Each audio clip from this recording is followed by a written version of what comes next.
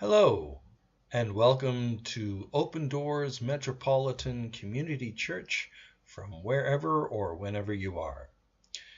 We are a community seeking to live out the radically inclusive love of Jesus the Christ. We are part of two faith groups, the Progressive Christian Alliance and Metropolitan Community Churches. Please join us now for excerpts from our service on Sunday, July 2nd, 2017. This is the fourth Sunday in Pentecost, and we're in the middle of a series called Laying It on the Line. We're considering the story of Abraham and Isaac. Presiding and preaching today is the Reverend Craig Bartlett. And I'm using the Google Translate algorithm to translate from English to Korean, so please feel free to use whichever language you wish, even though it may not be perfect. Let's pray. Empowering God, the road ahead looms endless. Empower us to be companions for one another along the road. Inspiring God, when the road forward is blocked, inspire in us creative responses that move us beyond the barriers. Enabling God, when the road before us divides, enable us to feel your presence luring us on. Amen. First reading is from the book of Genesis, 22nd chapter, the first 14 verses. After these things, God tested Abraham. He said to him, "Abraham!"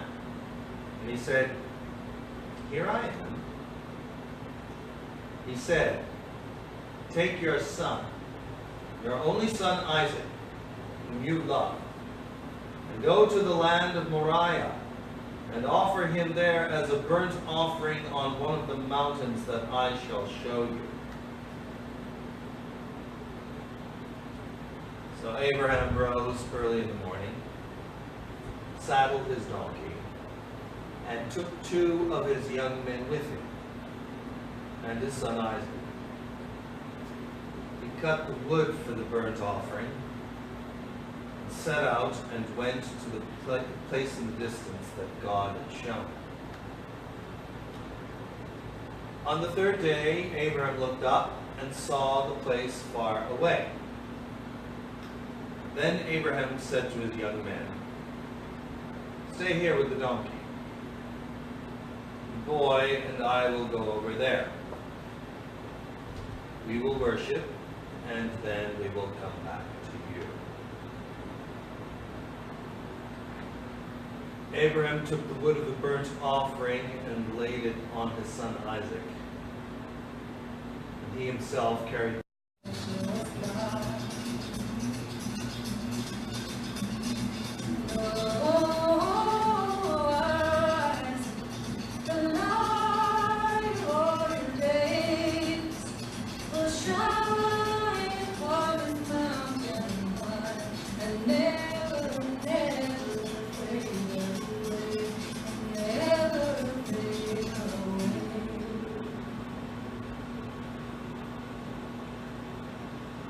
Gospel reading today from the Gospel according to Matthew, the 10th chapter, reading the 40th to the 42nd verses.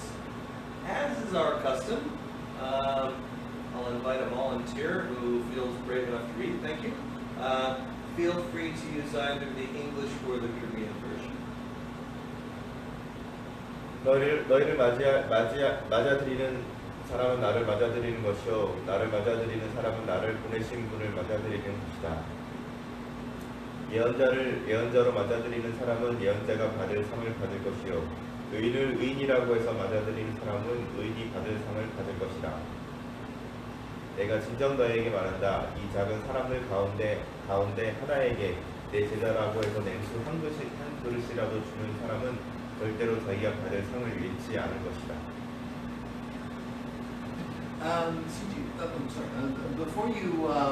Before I start the sermon, could you just for a second, if you could find our Facebook announcement with the picture online.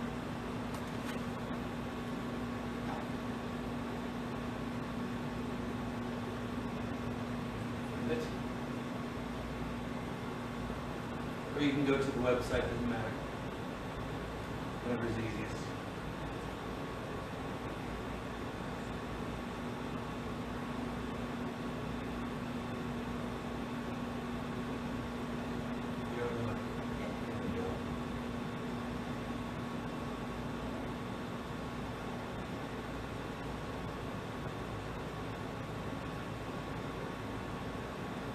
Go to events, you'll find it there.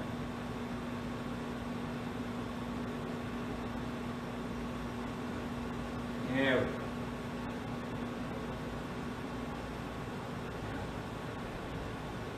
You can just focus on the picture. First one. Yeah, that's great. Yeah, it's okay to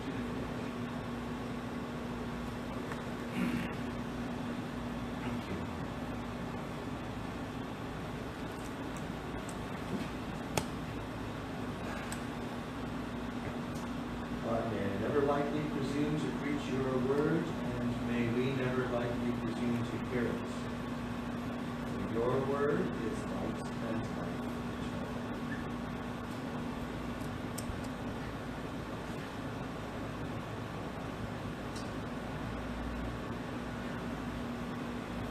You don't have to sugarcoat this. You don't have to do what many Christian interpreters throughout the ages have said and say that this is actually a prefiguration of what the sacrifice that Jesus made on the cross, etc., etc. You don't need to do that. It's okay for us to admit that this is a horrifying image. It's okay for us to admit that the story that we have read today is a horrifying story. We may find it repulsive and revolting and something which goes against every moral sense that we have, and that it's okay to admit that.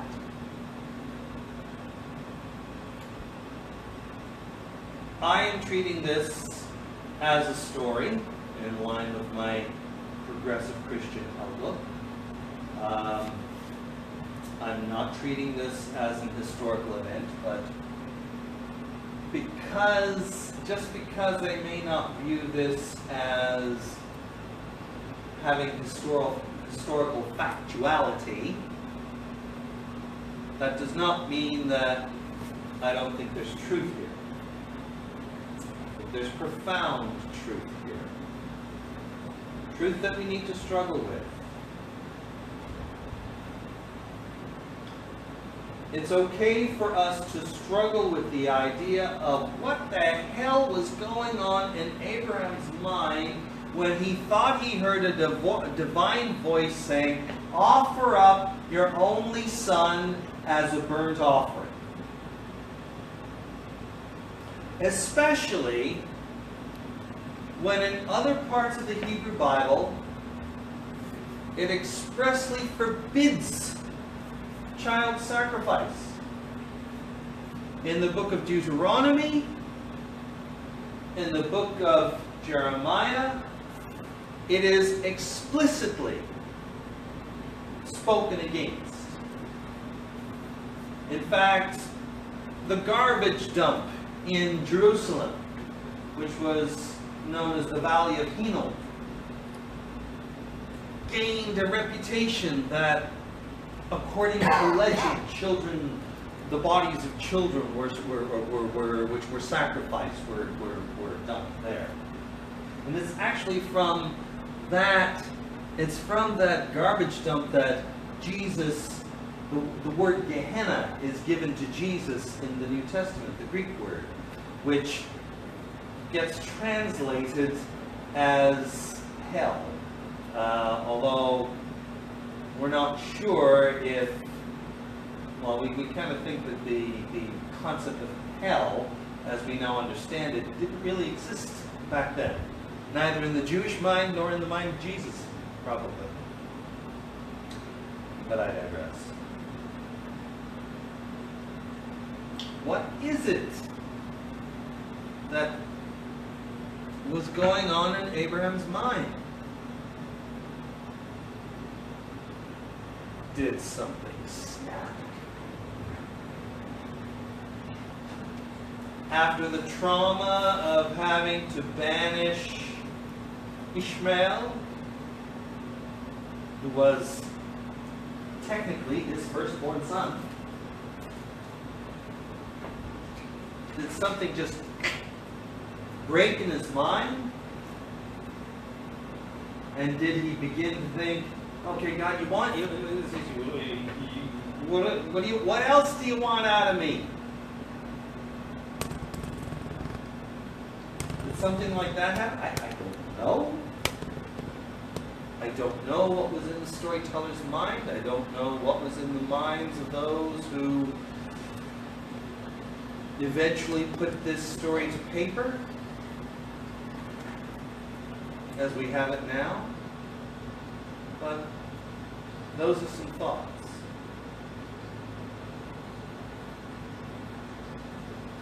And what needed to happen in order for Abraham to put Isaac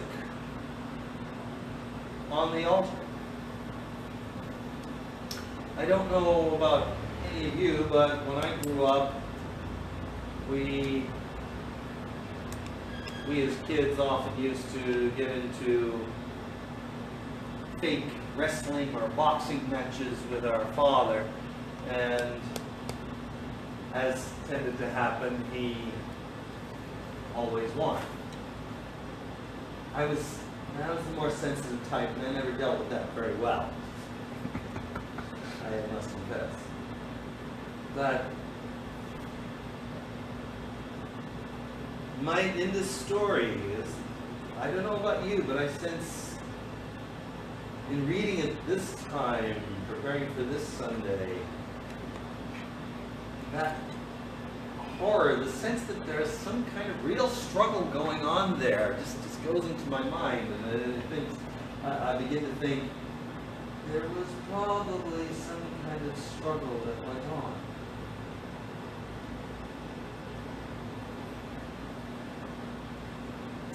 And if we think about this as an allegory,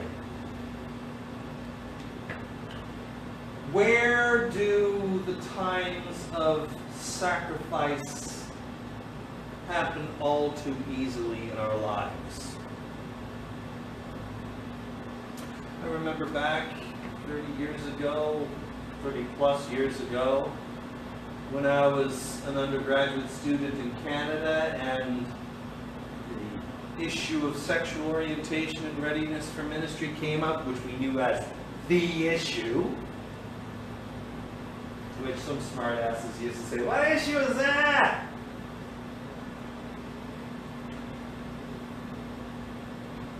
The girl I was dating at that time, who later became my first wife, told me about, and she was much more conservative than I was, told me a story, told me about a book that she had read about a mother who discovered, an evangelical mother who discovered that she had a gay son, and she said in her mind, she willingly put him on the cross. She willingly sacrificed him as a means of letting him go, as a means of saying that she could not support his lifestyle. And all I could think was, shit, how cruel! But in reality, how often does that happen? How often do parents willingly let go and sacrifice their children when they cannot accept who their children are. That story gets repeated much too often in this community to be comfortable. Much more than it needs to be. The other example I think of course is the Sewol ferry sinking. Although when I first heard about the sinking of the Sewol and the life that was lost that day, I could not help but think of a bus crash that happened 15 years earlier in the Busan area on a rainy night, when the driver, while they were having a meal break, decided, let's kick into some soju. And 40 schoolgirls were killed in that crash. So when I heard about the sinking of the Sewol, my mind went back to that crash, and I thought, does this country ever learn? Are the lives of its young people so disposable that they can just be sacrificed at a moment's notice for someone else's convenience, or for the moving of cargo, that the moving of cargo becomes more important than the stability of the vessel? How often in this country does that kind of thing happen? How often do the young get willingly sacrificed for the convenience of others? And so it is a fair question to ask, where the hell is the good news in this story?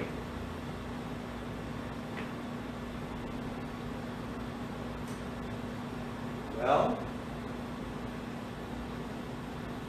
the good news might be in Isaac's survival, in his ability to grow beyond a situation which in our days would qualify as the rankest form of child abuse. I read on in the text beyond this immediate story, and a couple of interesting things happened there. Isaac moves away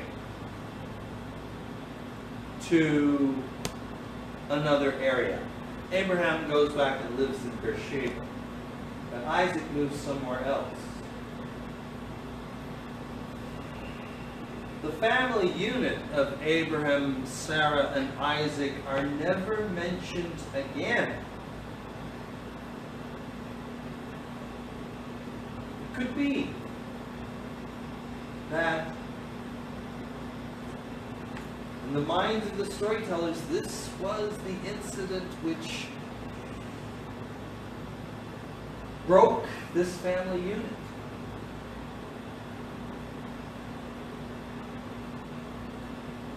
But the good news may be that Isaac moved on. He made a new life for himself. And that, as far as we can tell in the text, that this was never a pattern, this was not a pattern that he ever repeated in his life with his family. yes, he needed to let go. For when it comes to the death of his parents, it only mentions that he mourned the loss of his mother Sarah.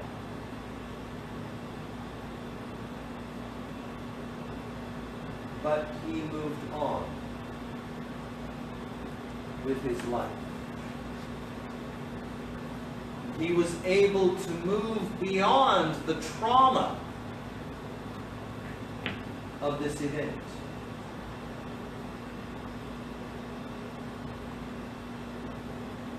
And so, the storytellers and those who put together the laws of Israel as they were moving into their new promised land, and with the prophets, and with Jesus, we begin to realize that there is a better way. That there is not, that we do not have to stay in this style of, in this mindset. So the good news is also that our concepts of God change. They transform.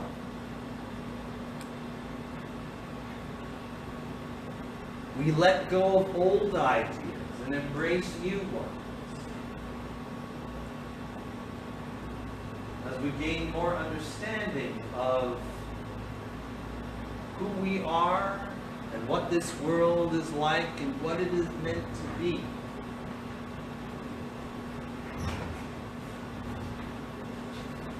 And so, if there is any good news in this horrific story, and it's okay to call it a horrific story, I'd like to suggest that this is the good news that we can cling to this day.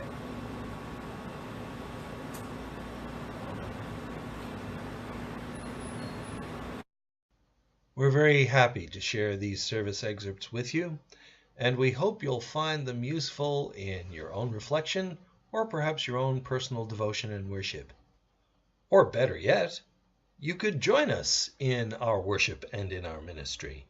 Age, race, ethnicity, sexual orientation, and gender identity are no barriers to full participation in the life and ministry of our congregation.